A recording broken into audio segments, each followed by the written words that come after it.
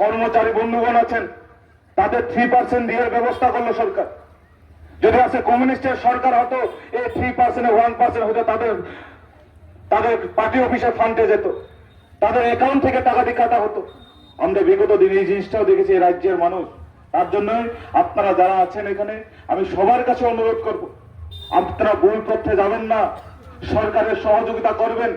সরকার রাজ্যের উন্নয়নের স্বার্থে কাজ করে, আমরা জাতি ধর্ম ভেদাভেদে আমরা কাজ করার চেষ্টা করি। তার জন্য আপনারা যারা এখানে এসেছেন এবং আমার মাইক জুড়ে যারা কথা শুনছেন, সবার কাছে আহ্বান করব, আমাদের ভারতীয় জনতা পার্টির সরকার আমাদের রাজ্যের মানুষের স্বার্থে কাজ করি, আমরা দেশের স্বার্থে কাজ করি, এলাকার গরিব শ্রেণীর স্বার্থে কাজ করি, উন্নয়নের স্বার্থে কাজ করি।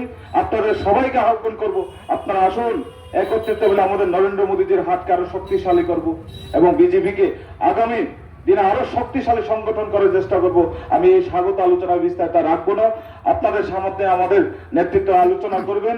আমি সবার কাছে অনুরোধ করব যে আমরা আজকের এই যে মুখ্যমন্ত্রী আমাদের প্রফেসর ডক্টর মানিক সাহাজির নেতৃত্বে এবং আমাদের অর্থমন্ত্রী ওনার নেতৃত্বে যে আমাদের এত রাজ্যের এত জনমুখী বাজেট আমাদের রাজ্যে দিয়েছেন, তার জন্য অসংখ্য অসংখ্য ধন্যবাদ রাজ্য সরকারকে এবং নরেন্দ্র মোদীজিকে। ওনার নেতৃত্বে যে সরকার এই সিদ্ধান্ত করেছেন, আমি তারই পরিপ্রেক্ষিতে আজকের এই আমার সামান্য স্বাগত আলোচনা আমি এখানে শেষ করলাম।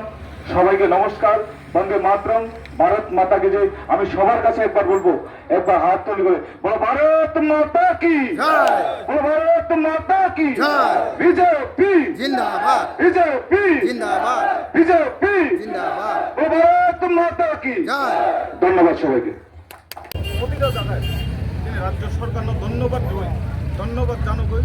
যত কার্যকর্তা মিলে জাতি জনজাতি এলাকার যারা ভারতীয় জনতা পার্টি কার্যকর্তা যত নতুন ধন্যবাদ জানানো দিয়ে তিনি কাছে রেলি খেঁচা থা এবং একটা পথসভাও খেঁচা দেওয়া আনি লোক তিনি 4 নং করম ছড়ানি মানে এমডিসি সত্ত্বেও গান্ধী চাকমা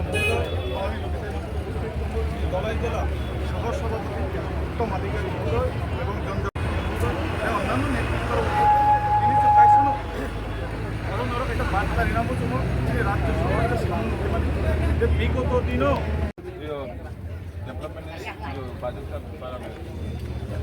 আপনি ধরুন এইবারের বাজেট 2025-26 বাজেটে 32,723 কোটি টাকার উপরে, ঠিক আছে। গত বছরের বাজেট ছিল প্রায় 27,000, তাতে এখন প্রায় 16-5% অধিক। যেমন সিপিএমের আমলে আমাদের মন্ডল সভাপতি বলেছেন 17-18 বাজেটে ছিল প্রায় 15,000।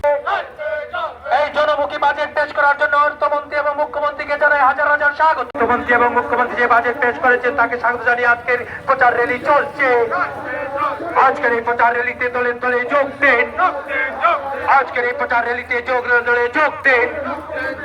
বন্দে মাতরম, বন্দে মাতরম।